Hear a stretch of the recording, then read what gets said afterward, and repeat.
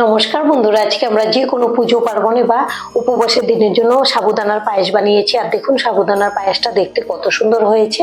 এটা খেতেও কিন্তু ভীষণ টেস্টি হয়।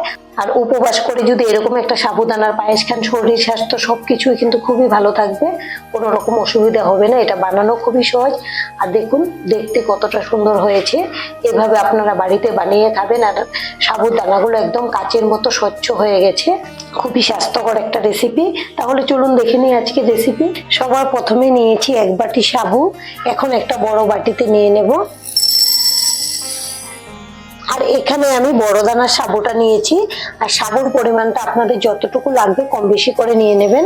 এবার সাবুগুলোকে জল দিয়ে খুব ভালো করে ধুয়ে নেব। যেহেতু প্যাকেটের সাবুগুলো কিন্তু পরিষ্কারই আছে, খুব বেশি ধুতে হবে না, 2-3 বার ধুলেই হয়ে যাবে।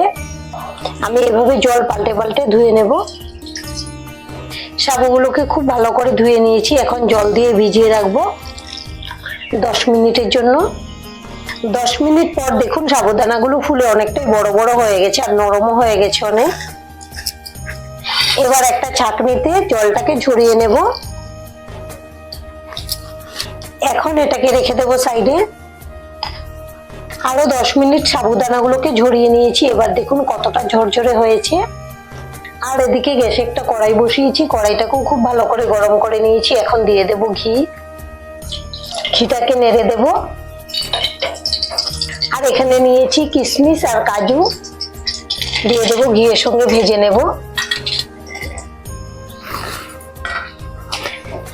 একসঙ্গে নেড়ে চেড়ে ভেজে নিচ্ছি। এগুলো কিন্তু খুব বেশি সময় ভাজতে লাগবে না, একটু হালকা নেড়ে চেড়ে ভেজে নিলে হয়ে যাবে। এবার দেখুন কাজু বাদাম গুলো কালারটা চেঞ্জ হয়ে গেছে আর কিশমিশ গুলো ফুলে অনেকটা বড় বড় হয়ে গেছে। এবার এগুলোকে তুলে নেব। খুব ভালো করে ভাজা হয়ে গেছে।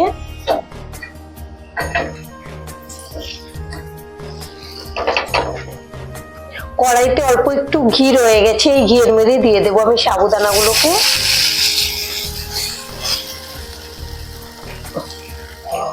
এবার নেড়ে চেড়ে ভেজে নেব। আর গ্যাসের ফ্লেমটা কিন্তু একদম লোতে রেখেছি, লোতে রেখেই ভাজতে হবে। আমি 2 মিনিটের মতো নেড়ে চেড়ে খুব ভালো করে ভেজে নিয়েছি। এর থেকে বেশি ভাজতে লাগবে না, খুব সুন্দর করে ভাজাটা হয়ে গেছে। আর এখানে নিয়েছি আমি 1/2 লিটার গরুর দুধ। দুধটাকে আগে থেকে জাল করে রেখেছি। এবার দিয়ে দেব। এখন খুব ভালো করে নেড়ে চেড়ে মিশিয়ে নেব। দুধটা হালকা গরম হওয়ার পরে এখানে নিয়েছি 1/2 বাটি পাউডার গুঁড়ো দুধ। এবার দিয়ে দেব। এই দুধটা কিন্তু হালকা গরম হওয়ার পরে দিতে হবে, না হলে কিন্তু গুটি হয়ে যাবে। এখন খুব ভালো করে নেড়ে চেড়ে মিশিয়ে নেব। আর এখানে নিয়েছি 4টা এলাচ। এলাচগুলোকে থেতো করে নিয়েছি, খুব সুন্দর সেন্ট হবে। এবার খুব ভালো করে জাল করে নেব। আর খুব ভালো করে গুঁড়ো দুধটা মিশিয়ে নেব নেড়ে চেড়ে। আমি 5-6 মিনিট খুব ভালো করে জাল করে নিয়েছি। এবার দেখুন সাবুদানাগুলো একদম কাচের মতো স্বচ্ছ হয়ে গেছে আর খুব বড় বড় হয়ে গেছে। দেখতেও কত সুন্দর লাগছে। আর আমি যতটুকু সাবুদানা নিয়েছিলাম একই মাপে নিয়েছি চিনি। চিনিটা দিয়ে দেব। মিষ্টির পরিমাণটা আপনারা কম বেশি করে নিতে পারবেন আপনাদের পছন্দ অনুযায়ী। এখন খুব ভালো করে নেড়ে চেড়ে মিশিয়ে নেব। আপনারা যে কোনো উপবাসের দিনে এই সাবুদানার পায়েসটা বানিয়ে ঠাকুরকে ভোগ হিসেবেও দিতে পারেন বা নিজেরাও পরিবেশন করতে পারেন। খেতে কিন্তু অসম্ভব মজার হয়। চিনি দিয়ে খুব ভালো করে নেড়ে চেড়ে জাল করে নিয়েছি।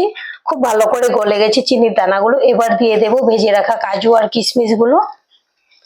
আমাদের আজকের এই রেসিপিটা দেখে যদি আপনাদের ভালো লাগে একটা লাইক অবশ্যই দিয়ে দেবেন। আপনাদের একটা লাইক আমাদেরকে অনেক উৎসাহ দেয় নতুন নতুন ভিডিও বানাতে। আর আমাদের চ্যানেলটাকে সাবস্ক্রাইব করে নেওয়ার জন্য অনুরোধ রইল।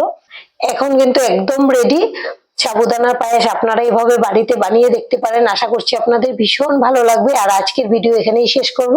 সবাই ভালো থাকবেন, সুস্থ থাকবেন। ধন্যবাদ।